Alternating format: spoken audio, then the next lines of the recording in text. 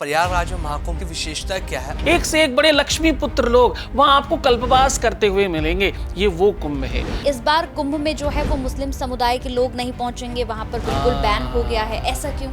जिसको तुम जानते नहीं, पहचानते नहीं, स्वीकारता नहीं और तुम जाना चाहते हो तो हिंदू बन के जाओ यार। अब इतनी मान्यता, अगर तुम इतना हिंदू को मानते हो, हिंदू व्यवस्थाओं को इतना मानते हो, अगर आपकी मान्यता में वो अच्छी चीज है, कुंभ में जाना चाहते हो तो हमारे यहाँ कुंभ में तो बहुत कुछ हो रहा है। नॉन वेज खा रहे हैं और शराब पीते हैं, वो लोग भी वहाँ जा रहे हैं। और एक जो पूजा पाठ करने वाला आ रहा है तो वो तो शुद्धि की जगह है ना, तो वो मतलब गलत काम करके और शुद्ध हो जाओ। दुष्टात्मा ही तो शुद्धात्मा बनेंगे।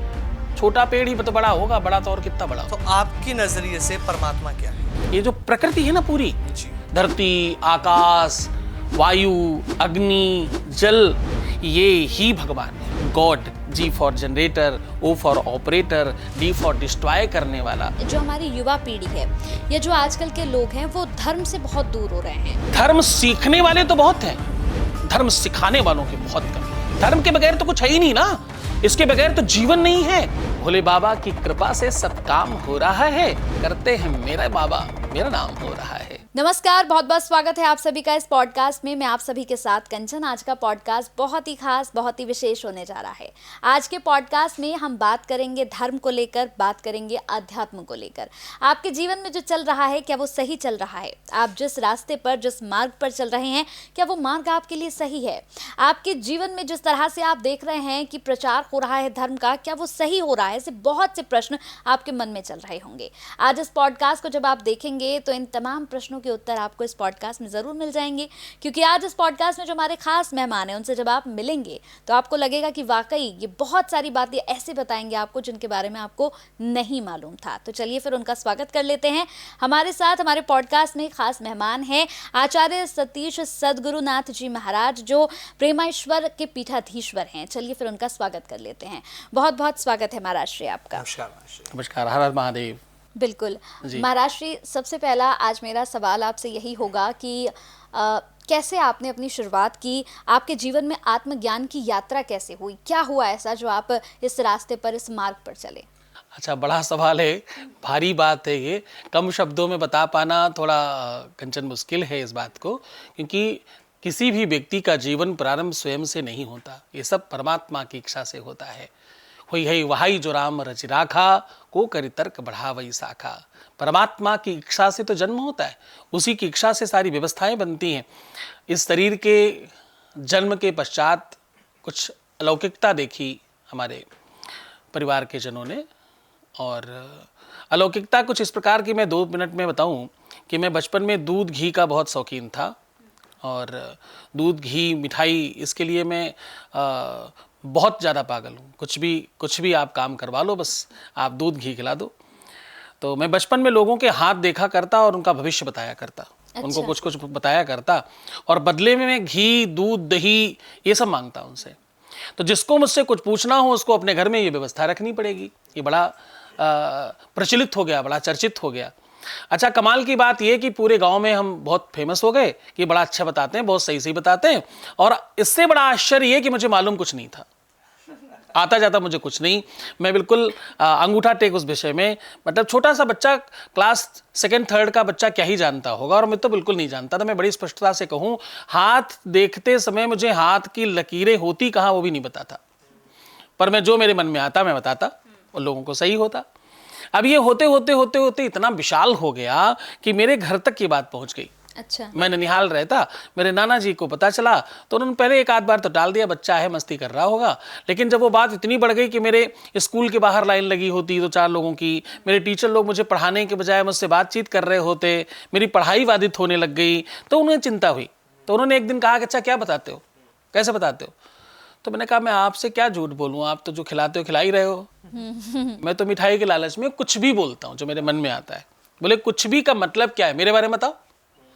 मेरे कल 500 रुपये खो गए, कहाँ हैं बताओ। तो मैंने कहा ऐसे तो मुझे नहीं समझ आ रहा है, मतलब मैं मिठाई के लालच में बताता हूँ। तो बोले चलो ठीक है, आज तुम्हें फला जगह की मिठाई, वो बड़ी फेमस थी, वो मंगवा के खिलाता हूँ, बताओ कहाँ है मेरे 500 रुपये। तो मैंने कहा वो तो छोटी मामी ने लिए। अच्छा, इत्तेफाकन सब खड़े थे सामने, तो उन्होंने कहा मैंने कहाँ लिए। तो मैंने कहा तुमने वो 4 साड़ियों के नीचे तुम्हारे संदूक में रखे तो हैं। तो कोई भाग के गया, 4 सब साड़ियाँ नीचे से उठाई, वहाँ 500 रुपये रखे मिले। अच्छा। तो उन्हें लगा यार ये तो बड़ा आश्चर्य है, ये तो बहुत सही हो रहा है। अब मेरे नाना जी ने भी 2-4 चीज़ें और पूछनी स्टार्ट करी, जाननी समझनी स्टार्ट करी। फिर उन्होंने कहा कि जब तुम्हें कुछ ऐसा हो रहा है, ये शायद परमात्मा कृपा है, ईश्वर की कुछ कृपा है। मैं बचपन से महादेव का बड़ा भक्त हूँ, मुझे बहुत बहुत आनंद है उनके साथ। मुझे लगता है कि शिव अंदर हैं और वो समाहित हैं, वो सब अंदर से बोलते हैं, वो घट के अंदर है, वो अंदर से बात करते हैं, ऐसा लगता है। मुझे लगता है कि वही कहते हैं, वही बुलवाते हैं, वही कराते हैं मुझसे सब कुछ। फिर उन्होंने मुझे संस्कृत विद्यालय में डाल दिया, तो मैं क्लास 5 से लेकर के फिर टिल PhD तक मैंने संस्कृत विद्यालय में, काशी विश्वविद्यालय में मेरा शिक्षण हुआ, शिक्षा दीक्षा हुई, और फिर ये आध्यात्मिक यात्रा प्रारंभ हुई। बहुत वर्षों तक मैंने कभी चप्पल नहीं पहने, कभी अन्न नहीं खाया, कभी जल नहीं पिया, लेकिन ये सब प्रेरणा से हुआ, वो कोई अपने आप नहीं कर रहा हूँ। मैं जल नहीं पी रहा हूँ मतलब ये त्याग नहीं, मुझे प्यास ही नहीं लग रही, मुझे नीड ही नहीं लग रही, आवश्यकता ही नहीं लग रही, तो क्यों पीऊँ? तो ये सारा कुछ, इसमें मेरा एक रंच मात्र, एक इतना सा, एक तिल के बराबर भी मेरा कोई योगदान नहीं है। मैं तो अभी भी मिठाई बहुत खाता हूँ, मेरा एक रंच मात्र का कहीं कोई योगदान नहीं है। ये सब परमात्मा कर रहा है, मेरा भोले बाबा की कृपा से सब काम हो रहा है, करते हैं मेरा बाबा, मेरा नाम हो रहा है। वो तो वो करवाते हैं और सब अपने आप हो जाता है। तो यात्रा नहीं मालूम कितने जन्म पूर्व की है, नहीं पता कितने वर्ष हुए, कितने जन्म हुए, कितने हजार साल हुए होंगे, या कितने ही मिनट हुए, कुछ मालूम नहीं। लेकिन मुझे ये पता है कि मेरी जितनी भी यात्रा है वो सब ईश्वर में, शिव में है, उसके अलावा कुछ नहीं है। महाराज श्री, जिस तरह से आपने अपने बारे में बताया, बहुत अद्भुत चीज़ें आपने हमें बताई, बहुत मज़ा आया, और आगे इस बारे में मुझे आपसे बहुत कुछ जानना भी है, क्योंकि आज की डेट में बहुत सारी ये जो चीज़ें आपने अपने बचपन की हमें बताई, ये आज की डेट में ट्रेंड बन चुका है बहुत सारे लोगों के लिए। सबसे पहले शुरुआत अब करते हैं आगे बढ़ते हुए। मैं आपसे ये जानना चाहता हूँ, परमात्मा क्या है? जैसा आपने कहा कि आप महाकाल के बहुत बड़े भक्त हैं, सब कुछ है वो आपके लिए, तो आपकी नज़रिए से परमात्मा क्या है? ये भी अगेन बहुत बड़ा सवाल है आमिर जी। पूरा नाम कहूँ तो आमिर खान जी, मतलब ये नाम ही अपने आप में बड़ा काबिल तारीफ है। बड़ी पिक्चरें हिट होती हैं इस नाम के लोगों की, और ये नाम अपने आप में बड़ा, इस पर चर्चा करूंगा मैं। आपने कहा परमात्मा क्या मायने रखता है, परमात्मा क्या है? मैं कहता हूं परमात्मा ही तो है, और है क्या? आप जरा चिंतन करके देखो, सोच कर देखो कि वो नहीं चाहे तो तुम बोल सकते हो क्या? बोलने की प्रक्रिया पर ध्यान दो, तुम बोलते कैसे हो? कोई गूंगा है, वो भी मुंह चलाता पर शब्द बाहर नहीं आते, तुम्हारे आते। तुम्हारी आंखों से दिखता कैसे है, जरा सोच कर देखिए, विचार करके देखिए। अच्छा, भगवान का असली और वास्तविक पहले शब्दार्थ बताता हूं, फिर उसका आध्यात्मिक रूप बताऊंगा। बड़ी सूक्ष्मता से समझना। हम लोग भगवान को थोड़ा आराम से बोले, बच्चों की तरह। भ, ग, व, आ और ना, 5 अक्षर हुए। ये 5 अक्षरों का समावेश भगवान अथवा परमात्मा अथवा ईश्वर अथवा गॉड अथवा अल्लाह, ईसा मसीह, जो कह लो, ये 5 अक्षरों का समावेश है। 5 चीजों से मिली हुई चीज है कुछ, कोई ऐसी ताकत, कोई ऐसी शक्ति जो 5 चीजों से बनी है। जिसमें पहला अक्षर भा है, भा से भूमि। दूसरा अक्षर ग है, गा से गगन। फिर वा है वायु। फिर आ है आकाश। फिर ना है नीर। क्षितिजल पावक गगन शमीरा, पंच रचित यह अधम शरीरा। इस शरीर में ही भगवान है, ये शरीर ही भगवान है। ये जो प्रकृति है ना पूरी, धरती, आकाश, वायु, अग्नि, जल, ये ही भगवान है। ये पंच तत्व जो है ना, ये पंच महाभूत जो है ना, ये पंच महाप्राण जो है ना, यही भगवान है, यही ईश्वर है। इनसे ही प्राण। अब आप सोचो, इन 5 चीजों के बगैर प्राण है क्या? जीवन संभव है क्या? संसार संभव है क्या? जो भी लिविंग थिंग्स अथवा नॉन लिविंग थिंग्स जो भी हम देख रहे हैं, वो सब इसी 5 तत्व में समाहित है। इसी 5 में है अथवा 5 से है, में अथवा से। परमात्मा के बगैर कुछ नहीं है, ना आगे ना पीछे। इसलिए वेद कहते हैं आदि अंतेन नेता सहितो ने परमात्मा। वो परमात्मा, वो ईश्वर क्या है? वो सर्वस्व है, वो सब है, हम कुछ नहीं है। आप सोच कर देखिए, हवा कौन चलाता है? आप विचार करके देखिए, सूरज को कौन टाइम पर लाता है? आप विचार करके देखिए मौसमों को कौन खींच लाता है, आप विचार करके देखिए सब कुछ अपने आप कैसे होता है। और सब छोड़िए, एक बात विचार करिए, रात्रि में तुम सोते हो तो कहां जाते हो, आंखें कैसे बंद हो जाती। अच्छा, बंद होने के बाद तुम बेहोश जैसे कैसे हो जाते हो, तुम्हें कुछ याद क्यों नहीं रहता उसके बाद। यहां जो हो रहा है, ये लौकिक क्षेत्र में जो हो रहा है, तुम्हारे अगल बगल में कुछ हो रहा है, आपको पता नहीं क्योंकि आप सो रहे। आपके घर में चोरी हो गई, आपको पता नहीं चला, किसी ने पूछा क्या हुआ भैया, कैसे चोरी हुई, बोले हम तो सो रहे थे, हमें मालूम ही नहीं है चोरी कैसे हुई। पर तुम कुछ और देख रहे होते हो, तुम कहीं और होते हो, और वो बोला बिल्कुल सत्य लगता है। आपने स्वप्न में देखा शेर दौड़ा रहा है, भाग रहा है शेर पीछे पीछे, और आप भागे जा रहे भागे जा रहे हैं, अचानक शेर खाने वाला था, आपकी आंख खुल गई। ओह माय गॉड, सपने में थे, सपना देख रहे, देखा, चलो बच गए शेर से, पर पूरा शरीर पसीने से तरबतर है। ये कौन करा रहा था, कहां तुम भाग रहे थे, तुम्हारा शरीर यहां पड़ा है, उसके बाद रिएक्ट कैसे कर रहा है, किसी भी सोची हुई, किसी भी देखी हुई चीज पर आपके शरीर ने रिएक्ट किया कैसे, वैसा ही अनुभव हुआ कैसे, बिल्कुल एज वेल एज अनुभव। खाना खाते देखो, सोते देखो, जागते देखो, स्वप्न में तुम जो देख रहे हो तो सब बिल्कुल यथावत लगता है। वेद कहते हैं आपके अंदर 5 शरीर हैं, एक नहीं है। बाहर का जो शरीर है ये अन्नमय कोश है, अनाज से बना हुआ, कम खाओ पतले हो जाओ, ज्यादा खाओ मोटे हो जाओ, क्योंकि अन्नमय कोश है। अंदर एक प्राणमय कोश है, फिर मनोमय कोश है, फिर विज्ञानमय कोश है। इस प्रकार से 5 महाकोशों से तुम बने हुए हो, और इस 5 महाकोश को बनाने वाला परमात्मा है, रचयिता है वो God. G for generator, O for operator, D for destroy करने वाला, जो सर्वस्व कर सकता है, जो सब करता है और कुछ नहीं करता। वेद कहते हैं, पंचम वेद कहता है, बिनु पग चले सुनय बिनु काना, को विधि कर्म करे विधि नाना। जो सब करता और कुछ नहीं करता, वही है कर्ता अकर्तुम परमात्मा है।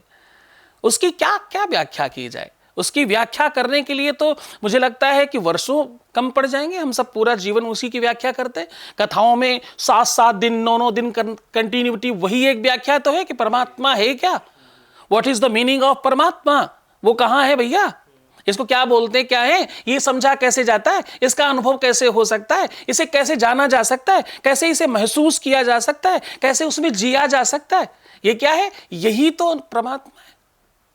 इसकी व्याख्या करना तो बहुत मुश्किल है।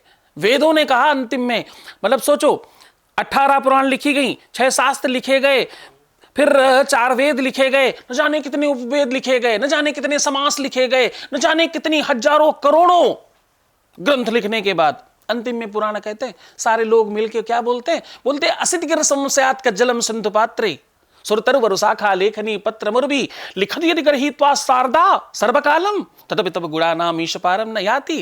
बोले स्वयं शारदा लिखना शुरू करें और समूचे धरती की तख्ती बनाई जाए, मतलब लिखने वाला पेपर बनाया जाए, और सारे जितने तरवर हैं, जितने वृक्ष हैं, सबकी कलम बना दी जाए, सबको मिला के, हाँ, और जितने पहाड़ हैं सबका चूर्ण बना के समुद्र में डाल दिया जाए, उसकी दवात बनाई जाए और उस पर लिखना शुरू किया जाए परमात्मा क्या है, तब भी मुश्किल है, तब भी संभव नहीं है, तब भी इसका जवाब आ नहीं सकता। महाराज श्री, अब अगर मैं एक बहुत ही अलग सवाल आपसे पूछूं कि आप धर्म का भी ज्ञान रखते हैं, ज्योतिष का भी ज्ञान रखते हैं, लेकिन आजकल हम महाराज श्री देख रहे हैं कि जो हमारी युवा पीढ़ी है या जो आजकल के लोग हैं वो धर्म से बहुत दूर हो रहे हैं, धर्म को मान नहीं रहे हैं, या फिर धर्म को वो ये सोचते हैं कि नहीं, धर्म तो सिर्फ हमें बरगला रहा है और हमें एक दूसरे से अलग कर रहा है। ऐसा क्यों लग रहा है सबको? देखो, मुझे इसमें बड़ी मैं विमुक्त कंठ से कहूँ, और जिसको बुरा लगे उसके लिए पहले से ही क्षमा प्रार्थी हूँ मैं, क्योंकि बात तो कहनी पड़ेगी। कुछ तो लोग कहेंगे, लोगों का काम है कहना, तो उसी में से हम भी तो आते हैं, कुछ तो कहना ही पड़ेगा। धर्म का सही अनुसरण नहीं है, सही बताने वाले लोग नहीं है। धर्म में धर्म सीखने वाले तो बहुत हैं, धर्म सिखाने वालों की बहुत कमी है। नंबर ज्यादा है, वास्तविकता कम है। साक्षरता जितनी चाहिए, मैं बहुत स्पष्टता से कह रहा हूं, इस बात को बड़ी गंभीरता से आप समझना, मैं बड़ी जिम्मेदारी के साथ ये बात कह रहा हूं। आज जिसके पास कोई काम नहीं होता वो धर्माचार्य बन जाता है। बिल्कुल सही। जिसका कोई काम धाम नहीं चलता, बड़े बड़े व्यापार किए, उल्टे सीधे सब काम किए, कुछ नहीं चला तो बाबा जी बन गए। धर्म ये नहीं कहलाता है। धर्म कहता है धर्मम रक्षत रक्षताहा। धर्म की रक्षा के लिए पहले आपको उसका सेना बनना पड़ेगा, उसके पहले सिपाही बनना पड़ेगा, काम करना पड़ेगा, काम करते करते ऊपर जाना पड़ेगा। आप अपने आगे परम पूज्य स्वयं लिख दें, इससे नहीं होगा। आपको पहले ज्ञान रखना पड़ेगा, आपको पहले उसे पढ़ना पड़ेगा, पहले आपको सीखना पड़ेगा। आप किसी भी जो नए ये एनसीआर में बने बनाए नए साधु संत महात्मा, बहुत सारी महिलाएं, बहुत सारे ऐसे लोग, उनको आप पूछो आप बचपन में कहाँ थे, आप युवानी में कहाँ थे? तो वो संसार के सारे कामों में थे। अच्छा, इसमें कोई बुराई नहीं है। अगेन मतलब ये इस बात को थोड़ा स्पष्ट समझने की बात जरूरी है यहाँ। इसमें कोई बुराई नहीं है कि आप कुछ और कर रहे हो, बाद में आप धर्म नहीं कर सकते। बिल्कुल 100% कर सकते हैं, पर पहले तुमने जाना है क्या? अगर तुम समझते हो कोई बात तो ही समझा पाओगे, अन्यथा क्या होगा पता है? जिनको तुम समझाने जाओगे उनका स्वाद खराब हो जाएगा। जो हलवाई अच्छा नहीं होता, जो कुक अच्छा नहीं होता, वो दूसरों का स्वाद खराब कर देता है, उस खाने से अभिरुचि पैदा कर देता है और वो सामने वाले को खत्म कर देता है। खुद को खत्म कर ही रहा है, सामने वाले को भी नष्ट कर देता है।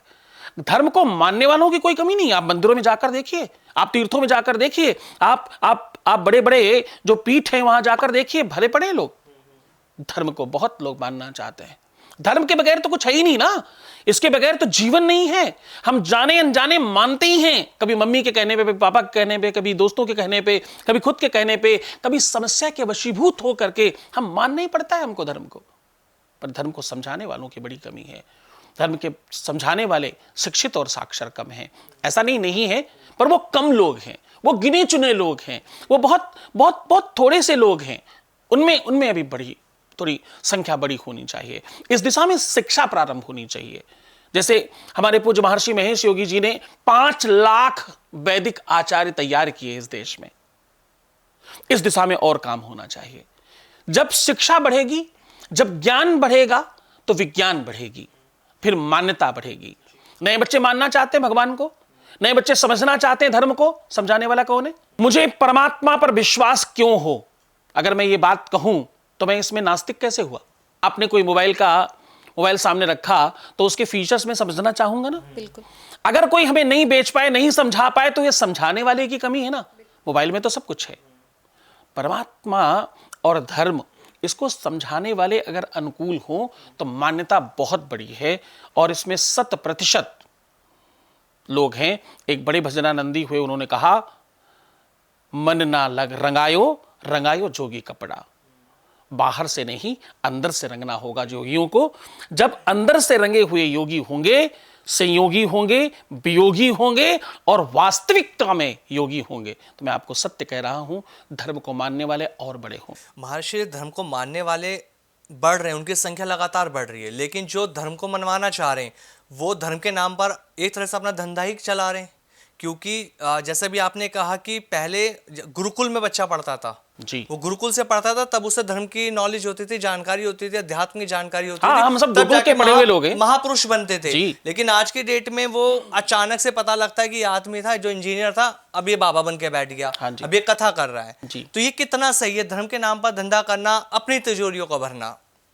देखिए साहब, मैं तो एक बात कहता हूं, ईश्वर के नाम पर आप अगर धन भी एकत्रित कर रहे हैं, इसमें कुछ नुकसान नहीं है। उस धन का सही सदुपयोग अगर हो रहा है, महापुरुष तो क्या करते हैं, वो सही उपयोग क्या, लंबी गाड़ियों में चलना, अपनी कथाओं में करोड़ों रुपया खर्च करना, चार्टर्ड प्लान से आना जाना करना। अगर कोई मिडिल क्लास फैमिली वाला कथा कराना चाह रहा है तो उसके सामने ये बातें रख देना कि हमारी कथा का बजट इतना है जी। तो ये अच्छा, इसको भी देख, ये भी कोई अपवादजनक नहीं है। अगर आप बहुत शिक्षा लेकर के आते हो, आप बहुत बड़े डॉक्टर हो जाते हो, आपकी फीस ज्यादा होती है, इसमें कोई आपत्तिजनक नहीं है। आप बहुत अच्छे इंजीनियर हो, आपकी कला की, आपके शिक्षा की, आपकी साक्षरता का एक मूल्य है, इसमें कोई आपत्तिजनक नहीं। आप चार्टर्ड से चलें, आप स्वयं उड़ करके चले जाएं, इसमें कोई आपत्तिजनक नहीं है। ये तो इस बात को तो मैं कतई खंडित करता हूं, इसमें कोई दिक्कत की बात नहीं। देखिए, ईश्वर को मानने वाले लोग अगर सच में वो अनुसरणीय है तो साहब उनको तो ईश्वर जैसा रखना चाहिए, इसमें कोई दिक्कत की बात नहीं। लेकिन अगर हैं तो कैसे पहचानो? वो एक उर्दू का शेर है कि अगर किसी ने पूछा मतलब दिक्कत क्या है, अगर वो पूछ लें कि हाल क्या है जी, तो फिर संकट ही क्या है, अगर वो पूछ लें तो।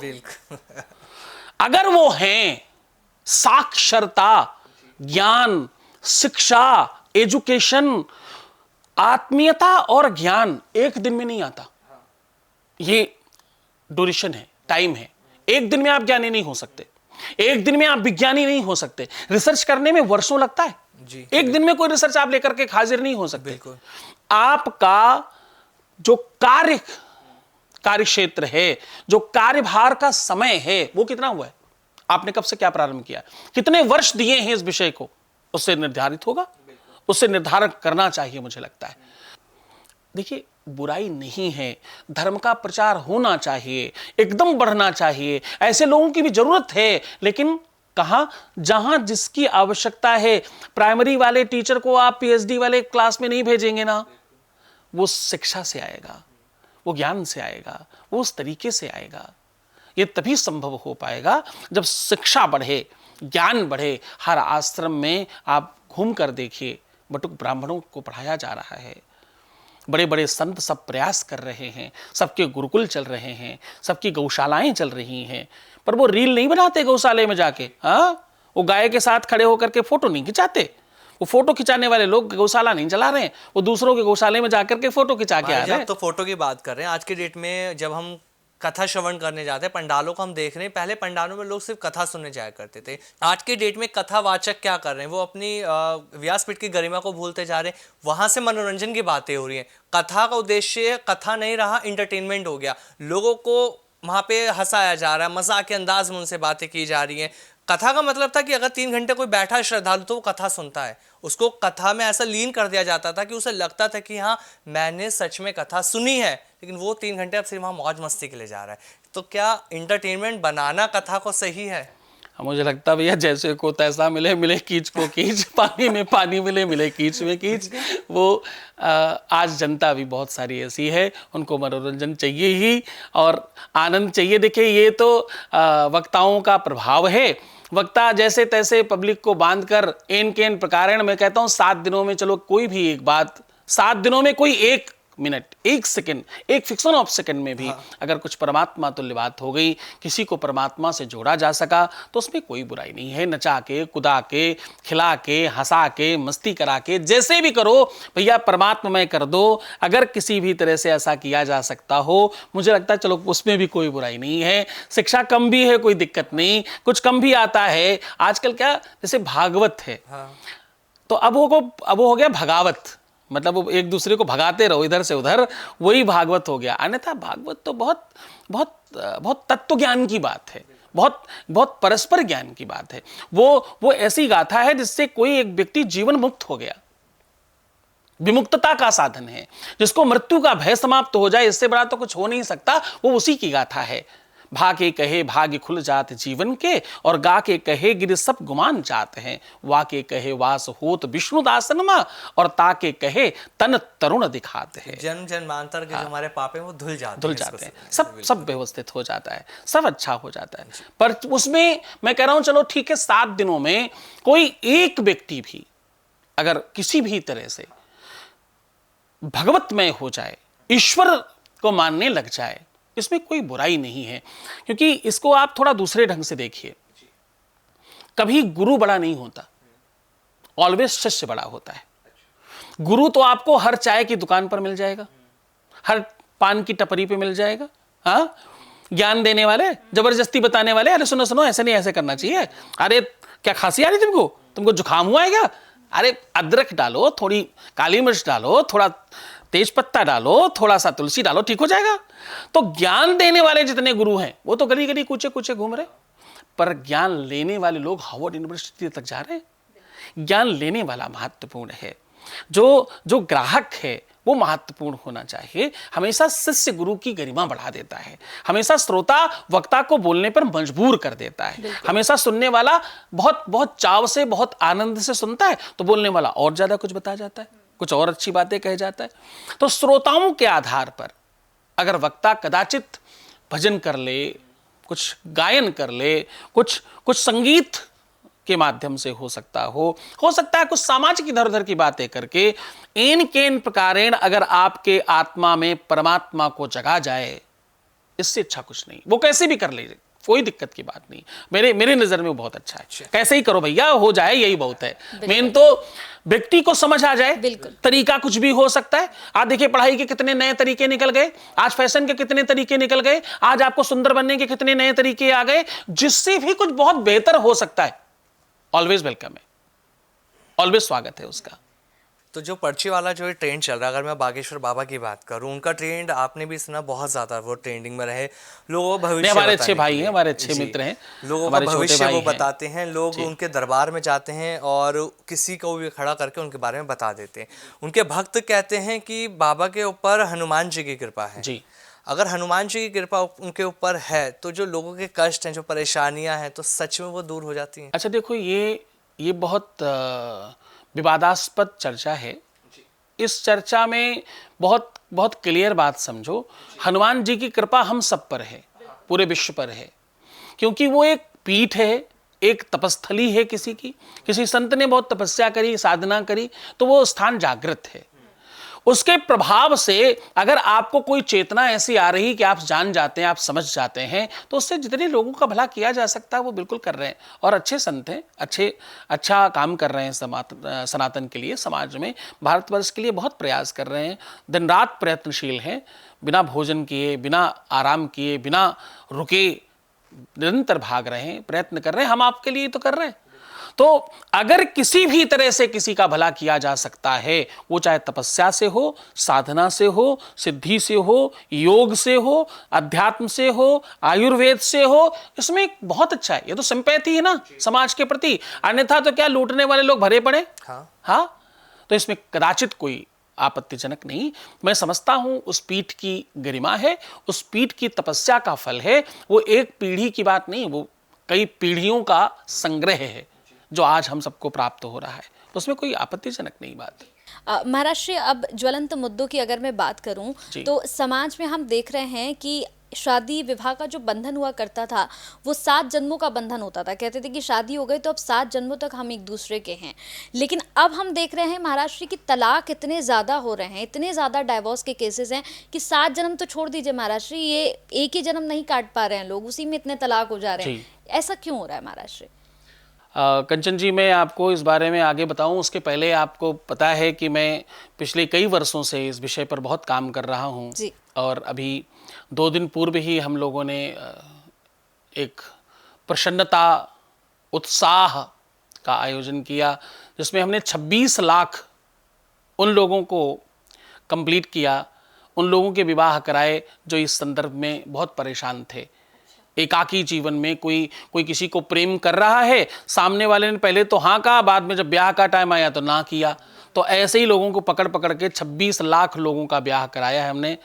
जो पहले दोनों एक दूसरे से प्रेम करते थे, विवाह के समय एक पीछे हटने लगा, तो उनको एन केन प्रकारेण उनका ब्याह करवा कर 26 लाख संख्या हम लोगों ने भी 2 दिन पहले ही संपन्न करी। तो पहले तो इस बात के लिए बहुत बहुत बधाई आपको, आप लोगों की तरफ से। हाँ, तो ये इसलिए क्योंकि देखिए सौहार्द समाप्त हो रहा है समाज से, प्रेम समाप्त हो रहा है, स्वार्थ इतना बढ़ गया है इस दिशा में, लोग स्वयं स्वार्थी हैं, केवल हर रिश्ते में स्वार्थ सिद्ध करना चाहते हैं।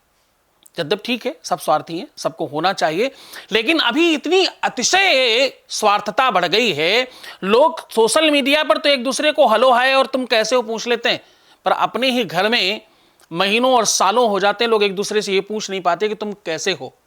मात्र इतनी बात पूछने की जगह नहीं है। पहले हम एक एक कमरे में कई कई लोग रहते थे और खूब बातचीत करते थे। आज एक एक घर में कई कई कमरे हो गए, सब अलग अलग उठते बैठते हैं, कोई एक दूसरे से बातचीत नहीं करता। इतना कमी है सौहार्द की। गोस्वामी तुलसीदास जी ने रामायण में लिखा है, सुख आएगा कब, जब आप एक साथ होंगे। हाँ, जहां सुमति है वहां संपत्ति है, जहां सुमति तहां संपत्ति नाना, जहां कुमति तहां विपत्ति निदाना। वहां विपत्ति आती जहां आपस में विवाद होते हैं। आज तलाक इसलिए ज्यादा हो रहे हैं क्योंकि लोग उस तरह ब्याह नहीं कर रहे हैं जैसे ब्याह करने की पद्धति बनाई गई। जब ब्याह करने की परंपरा बनाई गई, उसके जो 4 पावदान हैं, जो उसके 4 पैर हैं, उनको पहले ही तोड़ दिया गया, इसलिए ब्याह चलता नहीं। पहला पैर उसका कि बिटिया का ब्याह, कन्या का ब्याह हम वर के साथ किया करते थे। कन्या मतलब अल्पायु की होती है। 18 से 20-22 तक में आप ब्याह कर लें। जितनी अल्पायु होगी उतना सरवाइव करना आसान होगा। इसमें नियम कानून पद्धतियां लगा लगा के हम लोगों ने सत्यानाश कर दिया। अब सोच कर देखिए कि एक परिपक्व व्यक्ति के साथ समन्वय करने में कितना आसान और कितना मुश्किल होएगा। जिसने पूरा संसार देख लिया है, जो सब जानती और समझती और अथवा समझता है, उसको आपस में एक दूसरे के साथ रहना कितना आसान होगा। तो पहला पैर ये टूट गया। दूसरा, जब हम ब्याह करते तो कुंडलियां मिलान करते। आजकल के ज्योतिषी तो भैया इन के इन प्रकार कुंडली नहीं मिलती, अच्छा नाम से अथवा ग्राम से अथवा नाम चेंज करके अथवा डेट से, जैसे तैसे ही मिला करके ब्याह करते। दूसरी गड़बड़ बात। तीसरी एक बहुत बड़ी बात, बहुत गड़बड़ बात, जब एक बिटिया का ब्याह होता है तो ब्याह के समय वो धान परोसा जाता है। आप लोगों को पता होगा, ब्याह के समय धान परोसते हैं। एक उसका बेटी का जो भाई होता है वो अपनी बहन के हाथ में धान गिराता है। उसी धान से 7 ढेरियां लगाई जाती और उसी 7 ढेरियों को खिसका के 7 बचन होते हैं। ये पद्धति है, पर उस पद्धति के पीछे की सोच नहीं मालूम, उसके पीछे का वो चिंतन नहीं पता। धान क्यों और कुछ क्यों नहीं? धान खील क्यों? कुछ और भी तो हो सकता था, कोई महंगी वस्तु हो सकती थी। धान ही क्यों? विश्व में एक ही फसल है, पूरी दुनिया में मात्र एक फसल है जो बोई कहीं और जाती, रोपी कहीं और जाती। जब धान के पेड़ इतने बड़े हो जाते वृक्ष, उनको उठाकर फिर दूसरी जगह लगाया जाता, दूसरे खेत में लगाया जाता और वहां जाकर वो फसल देती। एक ही जगह पर जहां बो दिया जाए वहीं धान बड़ा हो जाए, ऐसा नहीं होता। उसको बड़ा कहीं और किया जाता और रोपा कहीं और जाता है। दुनिया की एक ही फसल है मात्र। ये पद्धति है। बिटिया का असली घर उसका ससुराल होता है। वहां जब तुम पहली बार जाते हो, बहुत सारी अच्छी बुरी चीजें भी होती। वहां जाने में थोड़ी संकट आएंगे। प्रारंभिक 1 वर्ष तक समय लगेगा। इसमें मां बाप पीछे से जब अगर बेटी को यह कहते तुम चिंता मत करना, मैं खड़ा हूं तुम्हारे साथ, कोई दिक्कत होगी, तो बेटी सरवाइव कर नहीं पाएगी। पहले के माँ बाप कहते थे जो भी कुछ है तुम्हारा वहीं से है, डोली उठेगी और अर्थी आएगी, इससे बीच का कोई संबंध नहीं है। जब थोड़ी शक्ति होती है, अब ये शक्ति क्या बताती है, इसको कुछ आपके दर्शक कुछ नेगेटिवली लेंगे। शक्ति का वास्तविक मतलब बता दो, नहीं तो गड़बड़ हो जाएगा। यहाँ गुरु कुम्हार सिख कुंभ है और गड़गड़ी आप मारत वोट, अंदर हाथ संवार दे और बाहर मारत चोट। वो चोट बाहर ही होती थी, अंदर से नहीं। अंदर से वो भी ध्यान रखते थे, उनकी बेटी उनकी लाडली है, उनकी सुकुमारी है, उनकी गुड़िया है, कहीं वो तकलीफ में रहने दें, ऐसा थोड़ी थे। लेकिन वो बाहर से कहते थे ऐसा, अंदर से बड़ा ध्यान रखते थे। अब क्या है, अंदर से ध्यान रखे ना रखे, बाहर से कहते रहते हैं, तो वो किसी को सुनती नहीं, किसी को समझती नहीं। दूसरी, अगला पैर, लोग बहू लाने लगे हैं। पहले लोग बेटियां लाया करते थे। जब बहू आने लग गई ना, तो चिंतन आपका चेंज हो गया। आपकी बेटी आपको कुछ भी कह जाए, आपको कुछ भी बुरा नहीं लगता, वो सर पे चढ़ जाए, वो आपको जितना भी अभद्रता से बात कर ले, पर बहू ने जरा सी कोई बात कह दी तो आप बुरा मान जाते हैं। तो ऐसी बहुत सारी परंपराओं में चेंज आया। इस कारण से तलाक की संख्या बहुत बढ़ रही है। और स्वभाव से, नेचर से, व्यक्तित्व से, बराबरी होने से, कभी बराबरी हो ही नहीं सकती एक लड़का और एक लड़की की, एक पुरुष और एक स्त्री की कोई बराबरी ही नहीं है। अब इसमें आप कहोगे क्या पुरुष बहुत बड़ा है क्या, लड़की क्यों बराबरी नहीं कर सकती? मैं कहता हूं तुम सोचते ही गलत हो। अगर तुम ये कहो कि लड़की क्यों नहीं बराबरी कर सकती, मैं कहता हूं नहीं कर सकती। अब आप बोलो क्यों नहीं कर सकती, तो मैं कहता हूं भैया लड़का ऑलरेडी बहुत छोटा है उससे, इसलिए नहीं कर सकती। लड़की इतना विशाल है, उसमें इतनी शक्तियां हैं, इतनी पावर है कि उसको बराबरी की नीड ही नहीं है। जब आप स्वयं किंग होते हो ना, स्वयं आप राजा होते हो ना, तो आपको किससे बराबरी अपनी प्रजा में करना है? आप सर्वश्रेष्ठ पहले से ही हो ना। आप में ऑलरेडी वो शक्तियां, वो पावर, वो क्षमता, वो ताकत है जो कहीं और है ही नहीं। आप वो हो जो संसार बना रहे हो। आप कौन लोग हो? जो संसार बनाते हैं। जो आप वो हो जो अपनी जैसी लड़की और हम जैसे लड़कों को जन्म दे रहे हो। इस संसार में जो भी कुछ है वो सब माओं की कृपा से है। तुम्हारे अंदर वो मातृत्व की ताकत है, वो मातृत्व की क्षमता है आपके अंदर। तो जो अगर आप ये कर सकते हो तो इसके बाद तो सब शून्य है। आप दुर्गा हो, आप काली हो, आप सरस्वती हो, आप लक्ष्मी हो, जितनी संपूर्ण ताकत वो सब आपके पास में। इसलिए आपको कम रखा। हमेशा कमजोर बच्चे को थोड़ा पुचकारा जाता है। हमेशा कमजोरों को प्रोत्साहन की नीड होती है। जो ताकतवर है उसको क्या प्रोत्साहन देना। नदी के किनारे बंधे हो तो वो सुसज्जित चलती है। नदी के किनारे टूट जाए तो आसपास के गांव, आसपास की बस्ती सब वीरान हो जाती है। ऐसी ही लड़की है, वो अगर बंधी हो दोनों तरफ से, मैके और ससुराल से, तो सुसज्जित चलती है। टूट जाए तो भूचाल आता है, तालाक होता है, संबंध विच्छेद होते हैं, अपवाद बढ़ते हैं। दोनों तरफ से बंधी हो तो अच्छा चलती है। इसका मतलब ये नहीं कि वो कोई छोटी है, वो कोई बराबरी नहीं कर सकती, वो हवाई जहाज नहीं उड़ा सकती। अरे हवाई जहाज तो जब तुम्हारा ऑलरेडी अनुचर उड़ा ही रहा है तो तुम्हें क्या जरूरत है? तुम्हारा तो बेटा उड़ा रहा है, तुम्हारा ही तो भाई उड़ा रहा है, तुम्हारा ही तो पति उड़ा रहा है, तुम ही तो हो सबकी रचयिता, तुम्हें क्या जरूरत है? प्रधानमंत्री थोड़ी सब जगह जाकर के युद्ध करने जाता है, रक्षा मंत्री सब जगह युद्ध करने जाएगा, उसको जरूरत ही नहीं, उसकी सेना है। तो वैसे ही ये परंपरा बनाई गई। अब उस परंपरा को तोड़ा जा रहा है कि महिलाओं को बराबरी क्यों नहीं, महिलाओं को बराबर क्यों नहीं खड़ा कर सकते? बिल्कुल करना चाहिए, शिक्षा देना चाहिए, सब काम करवाने चाहिए, लेकिन जब पति और पत्नी दोनों खड़े हों तो एक आदरणीय होना चाहिए। प्रेम तब चलता है जब एक भक्त हो और एक भगवान हो, बिल्कुल, अन्यथा प्रेम नहीं चल सकता। बराबरी में प्रेम नहीं होता, बराबरी में प्रतिस्पर्धा और प्रतिद्वंदता होती है। प्रेम के चक्कर में रिश्ते खराब होने लगे। यस, और प्रेम में छोटा बड़ा नहीं होता, जरूरी नहीं कि बड़ा वाला ही भगवान होगा। आपका छोटा सा बच्चा जो अभी जन्मा है, आप उसको अतिशय प्रेम करने लगते हैं, उसके आगे आप बिल्कुल मोहताज हो जाते हैं, सर्वस्व हार जाते हैं। वो छोटा सा बच्चा आपके गोद के ऊपर चढ़ करके आपके बाल पकड़ करके आपको गिरा रहा होता जमीन पर, और आप गिर रहे होते हैं, आपको इसमें आनंद है। हार जाने में जीत का अनुभव होता है। मैंने एक चीफ जस्टिस को उनके घर में देखा, उनके घर में उनका पौत्र, बेटे का बेटा, उनकी पीठ पर बैठकर चल मेरे घोड़े टिक टिक टिक, चल मेरे घोड़े टिक टिक टिक। तो मैं देख करके बड़ा हंसा, और बाद में हमने कहा साहब ये तो अलौकिक दर्शन है। पूरे विश्व को घुमाने वाला व्यक्ति, एक क्षण में किसी भी बड़े से बड़े पद के व्यक्ति को तलब कर लेने वाला इंसान, आज एक छोटे से बच्चे के सामने घोड़ा बना पड़ा है। बोले साहब असली आनंद यहाँ है, ये चीफ जस्टिस नहीं है, यहाँ तो इसका बाबा है। उसके लिए मैं चीफ जस्टिस नहीं हूँ, उसके लिए मुख्यमंत्री प्रधानमंत्री नहीं हूं, मैं तो इसके लिए बाबा हूं, इसका बाबा हूं। तो ये तो मुझे वैसा देखता है। तो प्रेम जो है ना, वो आपके पद प्रतिष्ठा और बाकी सब चीजों से बहुत बड़ा होता है।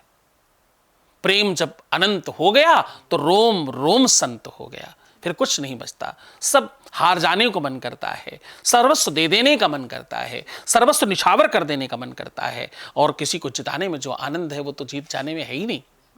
ये अनुभव पहले की महिलाएं करती थीं, पहले की स्त्रियों में ये दर्शन था, इसलिए तलाक का परसेंटेज बहुत कम था। आज ये भाव कमजोर हो रहा है, इसलिए तलाक के परसेंटेज बहुत बढ़ते जा रहे हैं। जी महाराज श्री, अब आगे बढ़ते हुए मैं आपसे बात करने वाला हूँ महाकुंभ को लेकर। सबसे पहले आप हमें ये बताइए, जो प्रयागराज में महाकुंभ की विशेषता क्या है? अच्छा, महाकुंभ ये जग जाहिर है, शास्त्रोक्त है कि जब समुद्र का मंथन हुआ, उसमें जो अमृत कलश निकला, उस कलश को ले जाते समय जहां जहां वो अमृत की बूंदें गिर गई, वहां वहां संत एकत्रित होते हैं और महाकुंभ होता है अथवा कुंभ होता है। तुलसीदास जी लिखते, माघ मकर रवि गुरु सब हुई, प्रयागराज आवत सब कोई। प्रयागराज में माघ का महीना, मकर राशि में रवि और गुरु जब पुख्य बनाते हैं, तो ये ज्योतिषी गणना है। उसके आधार पर तब जाकर के यहां कुंभ का समय आता है, तब कुंभ लगता है। ये जो कुंभ है ये तो 125 साल बाद पड़ रहा है, और फिर अगेन, मतलब जो बुजुर्ग लोग हैं, जो जवान बच्चे हैं, जो अभी जन्म लिए हैं, इन सब के जीवन में दोबारा ये कुंभ नहीं मिलने वाला। एक जीवन में एक ही बार जो कुंभ मिलता है, ये वो वाला कुंभ है। पहले तो आप ये समझिए। अच्छा, दूसरा, कुंभ के संदर्भ में थोड़ी और बातें जाननी बहुत आवश्यक हैं। आप ये जानते हो कि यहां अमृत की बूंदें गिरी थी। जो स्नान करता है, दरस करस मज्जन व रूपाना, जो पान करता है उस जल को, जो दर्शन करता है उस जल का, जो स्पर्श करता है, जो स्नान करता है, उसको उसके पुण्य जागृत होते हैं, उसके पाप ताप समाप्त हो जाते हैं, उसके जीवन के अलौकिक पुण्य, अलौकिक श्रेष्ठ समय बाहर आ जाता है, मंथन की तरह। जैसे समुद्र का मंथन हुआ, समुद्र मंथनम कृतवाह हरेह लक्ष्मी हरे विषम भाग्यम फलति सर्वत्र न च विद्या न च पौरुषम। ये वो समय है, यहाँ विद्या, यहाँ पौरुष, यहाँ तुम्हारी श्रेष्ठता, यहाँ तुम्हारा ज्ञान, यहाँ तुम्हारा विज्ञान, यहाँ तुम्हारी कोई भी चीज तुम्हारे अंदर ना हो, उसके बावजूद भी तुम्हारा भाग्य परिवर्तित हो जाता है, तुम्हारी किस्मत खुल जाती है, तुम्हारे जीवन के संकट कट जाते हैं और सब अनुकूल होने लगता है। इसलिए लोग कुंभ चाहते हैं। कुंभ के संदर्भ में मान्यता है, जो तुम चाहते हो, जो तुम मानते हो, वो तुम्हें मिलने लग जाता है, वो तुम्हारे साथ होने लग जाता है। जैसी तुम्हारी इच्छा हो तुम्हें तत्काल प्राप्त हो जाता है। जैसे जैसे आप कल्प वृक्ष के नीचे खड़े हो, कुछ भी मांगो तत्काल मिलता है, वैसे ही। और कुंभ के बारे में इतना विस्तृत लिखा है पुराणों में, कुंभ की महिमा इतनी ज्यादा गाई गई है कि इसके बारे में कुछ भी सामान्य कम शब्दों में कहना बड़ा मुश्किल काम है। माते वरक्षत पिते वहिते नियुंक्ते कांते वचाभिरमयत चपनीव खेदम कीर्तिश्च दक्ष विमलाम वितनोति लक्ष्मी किम किम न साधयत कल्पलते व विद्या। ये वो साधना है, ये वो व्यवस्था है जहां पर अज्ञानी जाए तो ज्ञानी होकर वापस आ सकता है।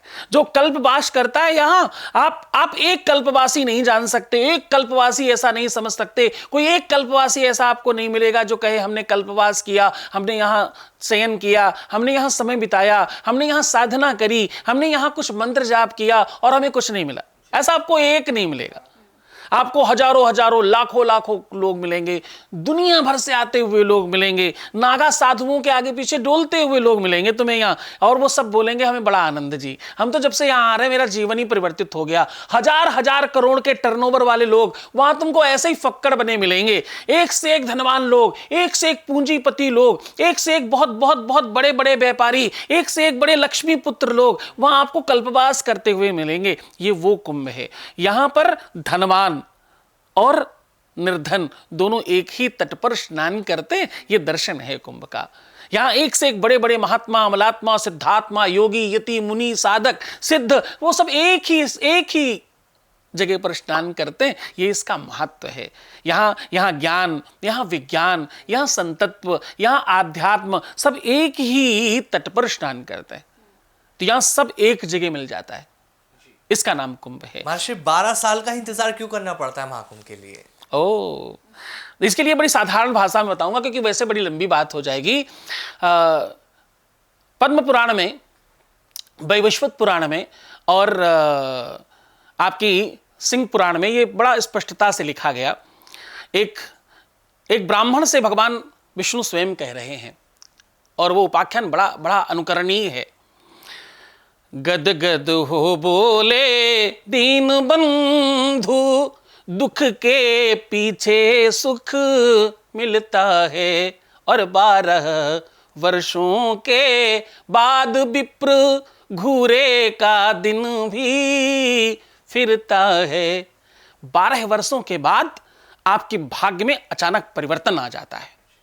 12 वर्षों के बाद सोई हुई भी भाग्य जागृत हो जाती है। लेखक कह रहा है जहां घूरा होता है, जहां कूड़ा करकट डाला जाता है गांव का, गांव में हर गांव में एक जगह ऐसी बनाई जाती है जहां कूड़ा डालते हैं, जहां करकट डालते हैं, जहां पर आपके घर की बची हुई सब सामग्री वहां फेंकते हैं, जहां पर गोबर डालते हैं। कहते हैं 12 वर्षों के बाद उस जगह की भी सफाई हो जाती है। 12 राशियां हैं, 12 महीने हैं वर्ष में। ये जो 12 संख्या है ना, ये परिवर्तन की संख्या है, ये चेंज होने की संख्या है। 12 वर्ष के बाद आपका एक पन चेंज हो जाता है। आपकी बाल अवस्था 12 वर्ष तक मानी जाती है। ये 12 की संख्या ऐसी नहीं है। हाँ।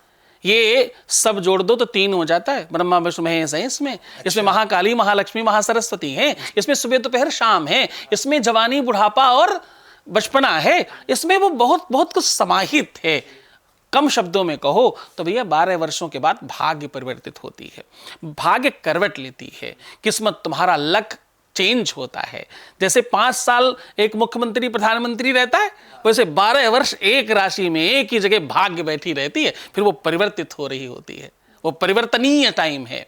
जब चेंज हो रहा होता है ना, उस समय कुछ भी हो सकता है, किसी भी पाले में बात जा सकती है। इसलिए सब एक जगह एकत्रित होते हैं। हम भी लाइन में जी, हमारे ऊपर भी सब बेसब्री से इंतजार करते हैं। 12 वर्षों का 12 वर्षों का इंतजार करते हैं। महाराज जी, अब अगर कुंभ की बात हो रही है तो अब बड़ा सीधा सा सवाल है कि ये धूप, ये छाव, ये हवा, ये गगन, ये सब हर किसी के लिए है, चाहे हिंदू हो, चाहे मुस्लिम हो, चाहे सिख हो, चाहे ईसाई हो, ये सब के लिए है। ये धूप किसी एक के लिए नहीं है, ना ये वायु किसी एक के लिए है। बहुत बढ़िया। लेकिन फिर ऐसा क्यों कि इस बार कुंभ में जो है वो मुस्लिम समुदाय के लोग नहीं पहुंचेंगे, वहां पर बिल्कुल बैन हो गया है, ऐसा क्यों? देखो, ये नागाओं का मेला है, विश्व का सबसे बड़ा मेला है ये सबसे बड़ा उत्सव का स्थान है, ये नागाओं का, ये साधुओं का, ये तपस्वियों का, और ये विद्वानों का, ये ज्ञानियों का, और ये बहुत बड़े बड़े महात्माओं का एक मिलन समारोह है। इस बार हो रहा है, मैं बहुत आश्चर्यचकित हूं। इसे तो खैर बहुत पहले होना चाहिए था, इसे तो सदैव होना चाहिए। आप एक बात बताओ, क्या कोई हिंदू हज करने जा सकता है अगर चाहे भी तो? नहीं। आपको मालूम है ये बात? मेरे ख्याल से आमिर जी बताएंगे ये बात को बहुत बढ़िया तरीके से। आमिर खान जी, आप बताइए, क्या कोई हिंदू चाहे तो हज जा सकता है? नहीं, हज करने नहीं जा सकता। चाह कर भी नहीं। क्यों? वो सिर्फ वहां पे कारोबार के लिए जा सकता है। हज करने क्यों नहीं जा सकता? मैं जाना चाहता हूं। हज करने इसलिए नहीं जा सकता क्योंकि I want to go। या हज करने इसलिए नहीं जा सकता क्योंकि वो मुस्लिमों के लिए है, और वहां पे सिर्फ ये कहा जाता है कि यहाँ पे हिंदू इसलिए नहीं आ सकते क्योंकि एक तो वो जानते नहीं हज के बारे में कुछ। हाँ हाँ जी, इसलिए सिर्फ हम मुस्लिम को ही अलाउ है कि मक्का मदीना में वही हज करेंगे, और वही वहाँ पे 40 दिन का या 15 दिन का जो पीरियड होता है उस पीरियड में वो वहाँ रहेंगे, इबादत करेंगे। ये एक्चुअली जवाब है। जब आप सोच कर देखिए, आप चिंतन करके देखिए, हज करने कोई हिंदू क्यों नहीं जा सकता? उसके पीछे बहुत सारा लॉजिक है। उस लॉजिक में नहीं जाते हैं, हम वापस कुंभ में आ जाते हैं। हिंदू और मुस्लिम जैसा कुछ होता नहीं है मेरी अपनी मान्यता में। हिंदू और मुस्लिम, ना कोई टोपी लगाने से मुस्लिम हो जाता है, ना कोई नमाज पढ़ने से मुस्लिम हो जाता है, और ना ही कोई दाढ़ी रखाने से मुस्लिम हो जाता है। मुस्लिम स्वभाव और अपने नेचर और अपने व्यक्तित्व और अपने धर्म से जाना जाता है। मुस्लिम को एक्चुअली मुस्लिमों ने ही खराब कर रखा है। पहले उस बात को समझो, फिर हम कुंभ में वापस आ जाएंगे। मुस्लिम धर्म अच्छा है या बुरा पता नहीं, मैंने तो जितना पढ़ा बहुत अच्छा लगा मुझे, लेकिन उसकी जो कुनीतियां हैं वो बहुत बुरी हैं। एक वो धर्म है जहां पूजा करना सिखाया जाता है, पाठ करना सिखाया जाता है, माला पहनाना सिखाया जाता है, आरती करना सिखाया जाता है, नमन करना सिखाया जाता है, वंदन करना सिखाया जाता है, लड्डू खाना सिखाया जाता है, मिठाई खाना सिखाया जाता है, कोई शुभ काम हो तो गले लगाना सिखाया जाता है, लोगों का मुंह मीठा कराना सिखाया जाता है, खूब फूलों की बारिश सिखाई जाती है, और उत्साह, आनंद और वैभव सिखाया जाता है। दूसरा धर्म, जन्म होते ही काटना सिखाया जाता है। बकरीद पे काटो, जन्म पर काटो, ईद पे, बकरीद पे, इस पे, उस पे, और कुछ नहीं बचे तो लास्ट में अपने आप को काटो, हाय हुसैन हम न थे। साहब, रक्त बहाकर कोई धर्म नहीं बनता, इसलिए ऐसे आतताइयों को एकदम रोकना चाहिए। किसी धर्म से मतलब नहीं है इसमें। शिया और सुन्नी दो संप्रदाय, इनमें भी एक बहुत अच्छे हैं। तो डिपेंड करता है। बहुत सारे मुस्लिम हैं जो तुलसी रखते हैं अपने घर में, बहुत सारे लोग। अब ये जमजम का पान करते हैं, जमजम का पानी रखते हैं, वो क्या है? हमारे यहां की नदियां ही तो हैं। गंगा, जमुना, सरस्वती, नर्मदा, ताप्ती, चंद्रभागा, कावेरी, पेशनी, कृष्णा, भीमवती, तुंगभद्रा, ताम्रपर्णी, विशालाक्ष्मी, चरवती, कौशिकी, गंडकी, विश्वामित्री, हमारे यहां कितनी नदियां हैं, उनमें से एक है। तो संदर्भ सिर्फ उतना है कि जो नरपिशाच हैं, जो गलत काम कर रहे हैं, जो गंदगी कर रहे हैं। अब आप बात समझिए कि आप एक जगह शुद्धि का मेला है, एक जगह संपन्नता का मेला है, एक जगह धर्म का मेला है, एक जगह ध्यान का, मेडिटेशन का मेला है, एक जगह समाधि का मेला है, जहां पर इतनी तपस्या हो रही है, इतने सिद्ध लोग जा रहे हैं। वहां कोई ऐसा व्यक्ति नहीं जाना चाहिए क्योंकि उनको उसके बारे में पता नहीं है, उसको उस पद्धति के बारे में मालूम नहीं है, शुद्धि और अशुद्धि का संदर्भ नहीं जानते, उन्होंने बचपन से वो चीजें सीखी नहीं है, उनको कुछ उसके बारे में पता नहीं है। और फिर कुछ कुबुद्धि लोग भी उनमें। तो अच्छा ही है कि वो चार को छांटे कैसे, पकड़े कैसे। तो अच्छा है भैया, तुम जानते नहीं, तुम्हारी अच्छा जरूरत भी क्या है उनको जाने की? क्या वो जाना भी चाहते हैं क्या? अब मैं कह रहा हूं हज जाना चाहता हूं, मैं सच में जाना चाहता हूं क्या? तो कहना, बोलना और मानना, ये सब राजनीति की अलग बात है। वास्तविकता में कौन ही जाना चाहता भाई? वो हमसे मिले आकर कौन जाना चाहता कुंभ में? और क्यों जाना चाहता कुंभ में? घर में ना लो वही कुंभ है उनके लिए। तो जिसको तुम जानते नहीं, पहचानते नहीं, स्वीकारता नहीं, और तुम जाना चाहते हो तो हिंदू बन के जाओ यार। अब इतनी मान्यता, अगर तुम इतना हिंदू को मानते हो, हिंदू व्यवस्थाओं को इतना मानते हो, अगर आपकी मान्यता में वो अच्छी चीज है, कुंभ में जाना चाहते हो, तो हमारे यहां कुंभ में तो बहुत कुछ हो रहा है। यहां तो महामंडलेश्वर बनाए जा रहे हैं, कुछ नाम भी परिवर्तित हो जाएंगे। आइए, स्वागत है आपका। स्नान कीजिए, प्रारंभ कीजिए। राजनीतिक पार्टियों की मैं बात करूं, सिर्फ उन्होंने अपनी रोटियां सेकी, उन्होंने टारगेट किया हिंदू मुस्लिम को। जी। आपने जो अभी बात कही वहां पे सिर्फ इसलिए रोका जा रहा है, शुद्धि अशुद्धि का नहीं पता, उन लोगों को नहीं पता, सिर्फ वो इसलिए जानने के लिए मना है। जी। लेकिन राजनीतिक पार्टियों ने उसको गलत तरीके से पेश किया कि मुसलमानों को वहां जाना वैध कर दिया गया। वो असल में कुछ आप जैसे लोग भी हैं जिनका, उनको तो भी कुछ सामग्री चाहिए, हर दुकान को कुछ प्रोडक्ट चाहिए बेचने के लिए। इसी का फायदा लोग उठा रहे हैं। ये बाजार बड़े खरीदारों का है, ये बाजार बड़े खरीदारों का है। लोग तो प्रोडक्ट खरीदते घूम रहे हैं। हाँ, सबको तो कुछ चाहिए ना, सब तो बेचेंगे कुछ। इसलिए इस महाकुंभ का मुद्दा जो बनाया गया पार्टियों की तरफ से, जी, आप सहमत हैं इससे? मैं देखो साहब, एक ही पार्टी है हमारी, हाँ, वो है महादेव की पार्टी।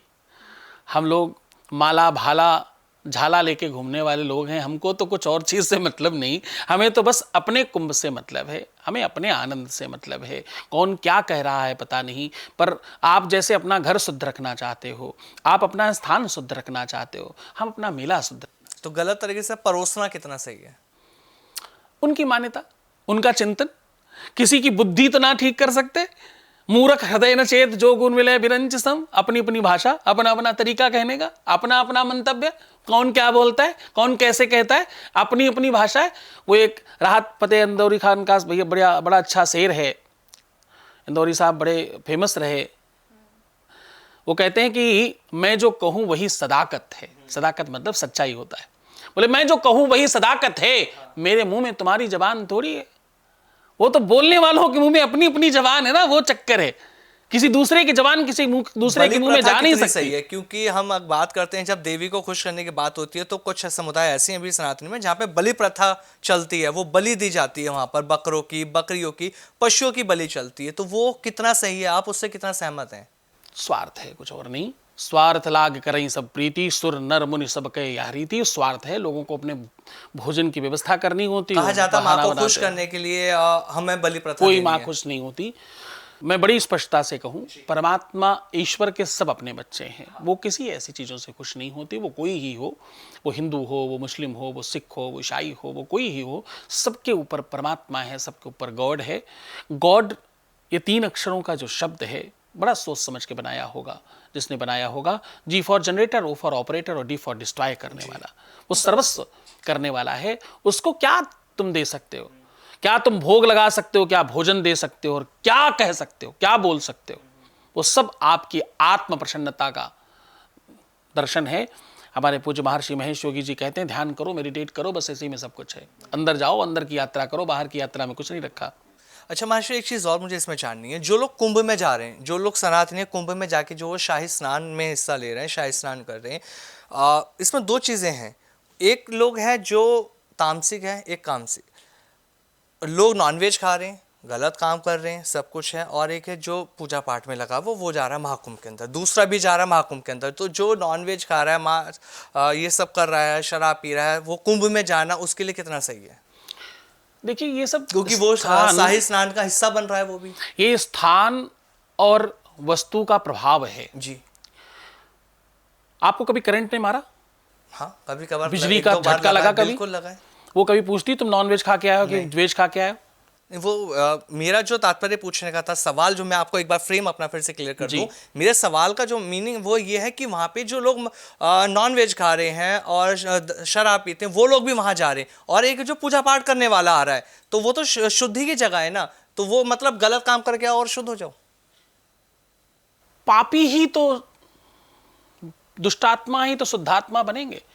छोटा पेड़ ही तो बड़ा होगा, बड़ा तो और कितना बड़ा होगा। तो जो हम गलतियां कर रहे हैं, मतलब ये क्लियर है कि भगवान बैठा है हमें माफ करने के लिए। भोजन से, स्वभाव से, व्यक्तित्व से परमात्मा आपके अंतःकरण में है।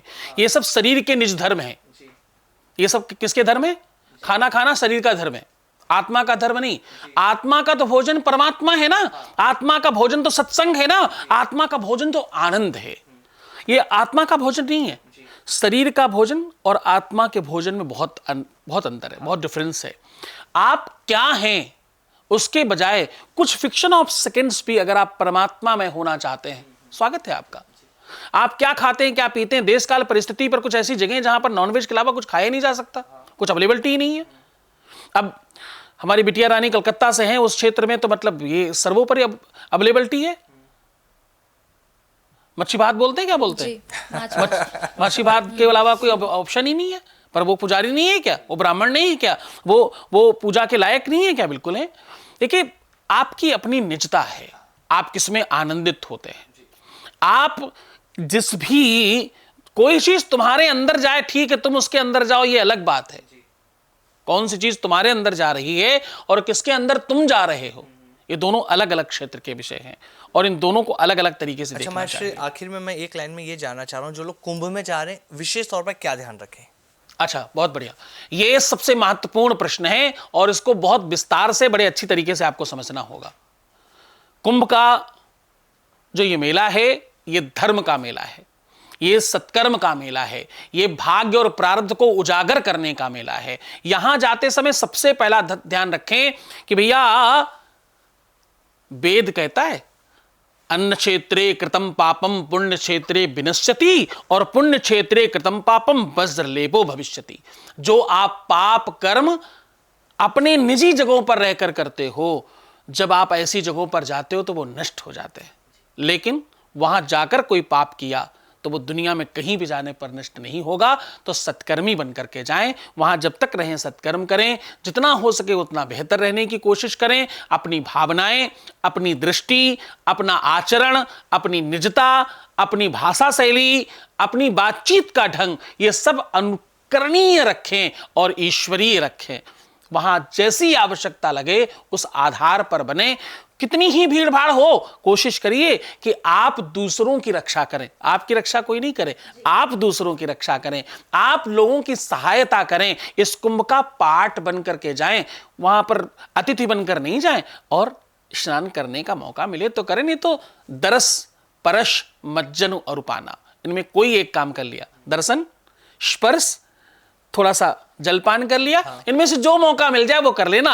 ज्यादा आपाधापी की आवश्यकता नहीं, यही करने से ऐसा होगा, उस क्षेत्र में प्रवेश करने मात्र से तुम्हारा कल्याण होगा। क्योंकि यहां ज्ञान के रूप की सरस्वती है, सब ज्ञानी बैठे हैं एक एक पंडाल में। और यहां यमुना है भक्ति का प्रतीक, अकूत भक्ति है। हर भक्त के चरणों में जो रज लगी है वो भक्ति का प्रतीक है। बस उसी को माथे से लगा लेना तो समझना कुंभ तुम्हारा कंप्लीट हो गया। और गंगा यहां शुद्धता का प्रतीक है, सबके मन पवित्र हैं। किसी भी भिखारी को कुछ आनंदित होकर के देकर आना, वहां किसी भिक्षुक की मदद करके आना, बस इतने में ही तुम्हारा कुंभ संपन्न हो जाएगा। ज्ञान, शुद्धता और भक्ति का ये अकूत एक जगह का मिश्रण है और एक जगह सब प्राप्त हो रहा, उसी का नाम कुंभ है। बस उस जगह को जाके नमन करें, वंदन करें, प्रणाम करें। और मैं तो कह रहा हूं, अपने घर में गौमूत्र, गाय का दूध और गंगा जल, इन तीनों को मिलाकर के भी अगर स्नान करें इसी टाइम पर, इस काल में, इस खंड में, इस मुहूर्त में, तो भी आपको कुंभ का पूरा फल प्राप्त होगा। अगर आप कुंभ नहीं जा पाते तो इसमें कोई आपत्तिजनक नहीं है। माश्री, आखिर में मैं चाहता हूं कि आप युवाओं को ऐसा संदेश दीजिए, क्योंकि ना बहुत सारे जो युवा हैं, जैसा भी तलाक की हमने बात करी है, ये वाले केसेस भी बहुत बढ़ रहे हैं। लोग प्रेम को समझ नहीं पा रहे हैं, सुखी जीवन नहीं जी पा रहे हैं, तो वो अपने जीवन को कैसे बदलें? देखिए, मुझे लगता है कि प्रेम का प्रभाव होगा तो जीवन में सुखों का प्रभाव होगा। प्रेम का अभाव हो तो दुखों का प्रभाव बढ़ जाता है। जीवन में प्रेम रखो, सबके साथ प्रेम से रहो, खूब सुंदर बनकर रहो, खूब सुंदर बातें करो, खूब सुंदरता के साथ रिश्ते निभाओ और पूरी ईमानदारी के साथ जीवन जियो। ये ऐसा सूत्र है जिससे आपकी सफलता और आपकी बेहतरी का कोई सानी नहीं है। आपको बड़ा बनाने के लिए पूरे समूचे विश्व में सारी शक्तियां लग जाएंगी अगर आप ऐसा करने लगते हो। जहां सुमति है, जहां मति है, जहां अनुसरण है, जहां शिष्टाचार है, जहां संस्कार हैं, जहां भावनाएं हैं, जहां किसी के लिए प्रेम है, जहां किसी का आदर है, जहां खूब खूब किसी के लिए सत्कार है, वो इंसान बहुत बड़ा हो जाता है। जी महाराज जी, बहुत आनंद लगा आपसे बात करके, और जितनी भी बातें आपसे जानने को मिली हैं, जितनी भी ज्ञान की बातें आपसे जानने को मिली हैं, बहुत अच्छा लगा। जितने भी लोग इस पॉडकास्ट को देख रहे होंगे, मैं उम्मीद करती हूँ कि उन्हें बहुत अच्छा लगा होगा और आपकी ज्ञान की बातें पाकर वो सभी धन्य हो गए होंगे, जैसे हम दोनों हो गए हैं। बहुत बहुत धन्यवाद महाराज जी आपका। हर हर महादेव। हर हर महादेव।